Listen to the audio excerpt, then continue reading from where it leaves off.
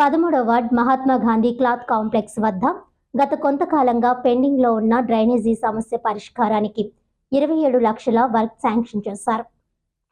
స్థానిక 13వ ward Mahatma Gandhi cloth complex వద్ద గత కొంతకాలంగా డ్రైనేజీ వర్క్ పెండింగ్లో ఉందని, డ్రైనేజీ సమస్యను రాజమండ్రి సిటీ శాసనసభ్యులు ఆదిరెడ్డి శ్రీనివాస్ దృష్టికి తీసుకువెళ్లగా ఎమ్మెల్యే తక్షణమే స్పందించి సంబంధిత అధికారులతో మాట్లాడి 27 లక్షల వర్క్ ఆర్డర్ శాంక్షన్ చేయించడం జరిగిందని, అందులో భాగంగా శుక్రవారం వార్డ్ ఇన్ఛార్జ్ కప్పల వెలుగు కుమారి, బొడ్డిగ రాధ, బొర్రా చిన్ని శంకుస్థాపన చేసి వర్క్ ప్రారంభించడం జరిగిందని తెలిపారు.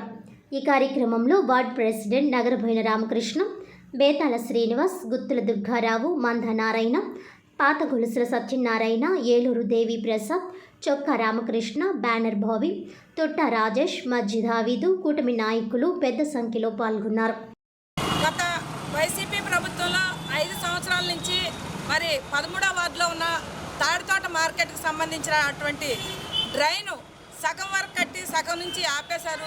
ఎన్నో ఇబ్బందులకి వర్షాకాలంలో కానీ ఎండాకాలంలో కానీ డ్రైన్ వల్ల చుట్టుపక్కల వాళ్ళు చాలా ఇబ్బందులు పడుతుండగా రాజమండ్రి సిటీ శాసనసభ్యులు ఆదిరెడ్డి శ్రీనివాస్ గారి దృష్టికి తీసుకెళ్తే వెంటనే దాన్ని పరిశీలించి మరి 15th ఫైనాన్స్లో 27 లక్షలతోటి మరి ఈరోజు ఈ డ్రైన్ కార్యక్రమాన్ని ప్రారంభించడం జరిగింది.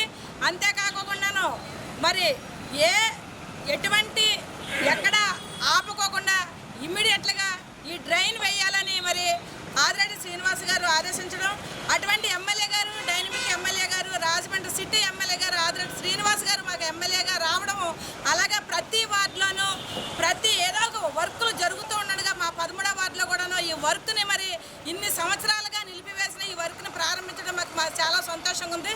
జై ఆదిరెడ్డి శ్రీనివాస్ గారు, రాజమండ్రి సిటీ శాసనసభ్యులు.